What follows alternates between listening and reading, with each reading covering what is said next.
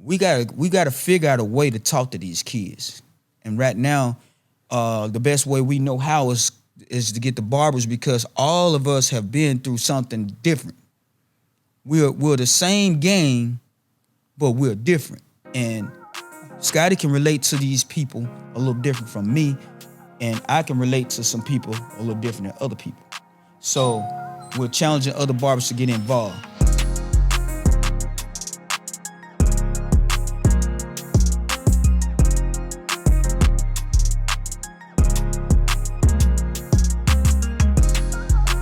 All right, hi, I'm Thomas Zimmerman. Everybody call me Pooh from Pooh's Barbershop, 320 South Quintard. I'm here with one of my best friends, brother-in-law, whatever you want to call him. We grew up together. His name's Scotty Akers. I'm gonna let you. He gonna introduce himself and also give you his address. Right, and I'm Scotty Akers at Scotty's Cuts and Style at 1038 South Quintard. And so we back here on the Barbers Against Bullets podcast. We're challenging all barbers to try to join us, because in numbers we can't be defeated. So the thing is trying to get other barbers involved with what we're doing and to bring ideas to the table. And growing up in the community where me and Scotty grew up, we lived basically in the barbershop. You know, we was always in the shop learning from older people, and we learned a lot, not only just from barbers, but from the older guys that hung around the barbershops. And that was our hangout in our little town where we stayed. So, Scott, if you want to say anything about the community, where we grew up at, and what we went through, and the people that we got involved with growing up at that shop. Oh yeah, like it was kind of like mind blowing, because you didn't realize how much people cared about us. Me and you both come from Chester. Yeah. You remember that time when I first started? See, Pooh been cutting hair a long time. Pooh been grown.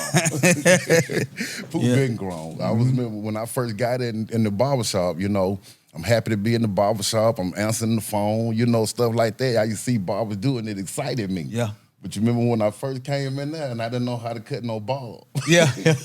And I looked at Pooh. I was over there struggling. And I looked at Pooh. Pooh said, "Go down." I said, "Down?" He said, "Yeah." So I started going down. Then I looked at Pooh. I was like, "Boy, thank you." Yeah. Even though I'm older than him, I've learned a lot from him. Like when I first got my barbershop, I was struggling, but Pooh was there. He gave me chairs. The kids messed those up the first time. Called Pooh again. He gave me more chairs, So it's kind of like if he say jump, I'm going to ask him how high. And that's how I know Pooh. Right. Great guy. And so what we're saying to the other barbers is, because I've helped a lot of barbers, but, and I've helped a lot of people in the community, and it's nothing really to be bragging or boasting about. But the thing about it is we're here today because we're caring about our community. So I want to pull guys in that I know that been through some of the same things I've been through. And I try to pull in guys that know our communities, and they're a big influence other communities. So we're on here now trying to get other barbers to join us and bring their ideas to the table, because we gotta figure out a way to talk to these kids. And right now, the best way we know how is to get the barbers, because all of us have been through something different. We're the same game, but we're different. And Scotty can relate to these people a little different from me, and I can relate to some people a little different than other people.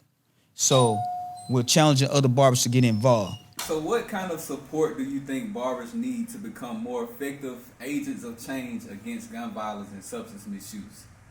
Caring. Number one. Explaining. And just knowing your worth.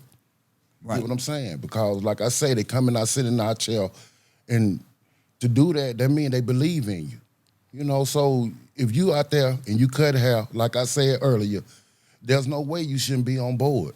It ain't about the money. It's about saving lives. And so that's why I'm all in, and that's just my main thing. this Barbers Against Bullets, I'm willing to follow this to the moon. So, it's just barbers, it is what it is. It's Barbers Against Bullets at the end of the day. Quote, so is it anybody that you all planning on partnering with in the future to better push this message?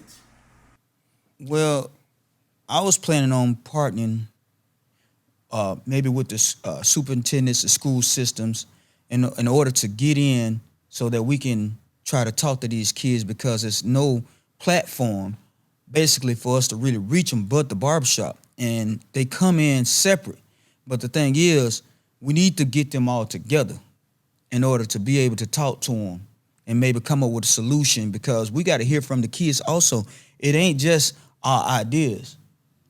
Although we growed up in these neighborhoods and we made it, and that's because our parents were so sufficient with punishing us, teaching us right from wrong, and teaching us the consequences. The Bible say charity starts at home. Right. So it's gonna take more than the barbers. It's gonna take the parents, and that's just how it is, So we reaching out to y'all, but it would help a lot if y'all reach back out to us too, because at the end of the day, it's Barbers Against Bullets. So if I had to say anything else in closing, also at my spot next door, we have teachers where they come in and talk about what they experience in their classroom. They try to make it funny.